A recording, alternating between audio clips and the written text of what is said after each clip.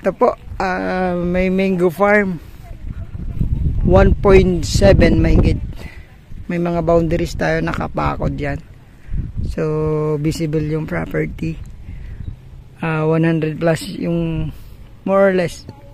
100 more or less yung mango trees nito. Ayan, may mga, yan may fish pot. So, ganda gawing farm din to. Dito sa bayan po ng Ramos. Hanggang doon yung boundary natin. Ship natin to sa ating aerial view. Malapit lang yung National Road going to Ramos saka Fora Tarlac. Hanggang doon yung property natin mga ma'am sir. Try natin pumunta doon mamaya yung right of way doon sa ano, kasi hindi siya nakadikit sa National Road pero may right of way sabi ng kasama natin, pero merong daan dyan kami dumaan. So sure ko muna kung na-donate yun sa barangay para mas okay nating daanan, pero dyan sila dumadaan, mas malapit kasi dyan. Papakita ko sa inyo mamaya. So try nating umikot doon, tingnan natin kung yung right of way makakapasok yung ating sasakyan. So ito mango farm lang, flat na flat. Pwedeng magpatayo ng bahay dito sa gitna. Tapos patayon, pagtaniman ng gulay dyan o kaya mga kalamansi, pwede na po. Tapos may fish pan naman na tayo. Laliman na lang. So tara po sa may National Road, tingnan natin. Malapit lang po to sa National Road.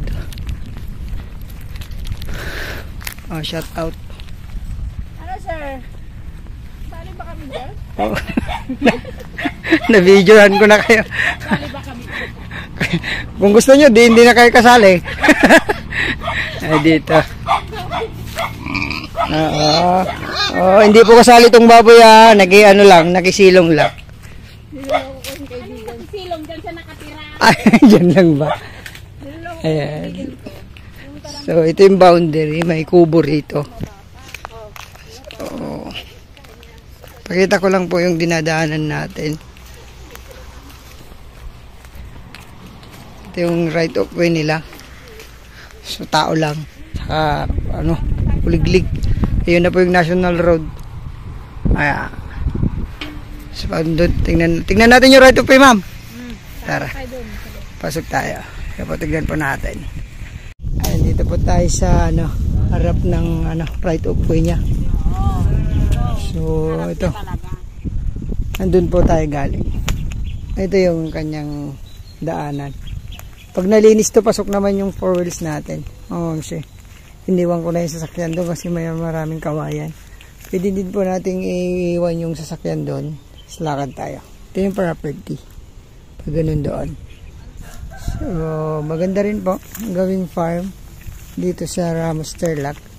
1.7 mahigit. So, 600 daw sabi nung mga kasama natin. Sila po kasi ang nakadirect dito sa Ramos. Silang nag-contact sa atin. So ito yung daanan niya. Papasilip ko sa inyo. So bago tayo mag-end, ito may farm dito. Mag-end mga mamsi sa mga gusto din magpa-vlog ng property nila. Yung mga hindi na po na masyadong nagagamit, pwede nang ibenta. Yan, tawagan nyo lang po ako sa aking numero na vlog natin. Libre lamang po. Ako na pong bahalang mag-drone. Ako na pong bahalang mag-video.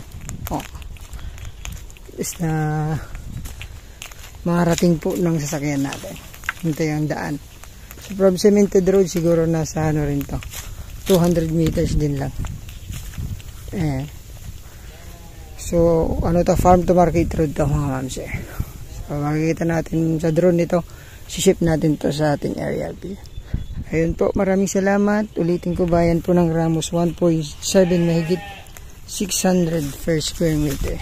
Thank you po. God bless po sa ating lahat.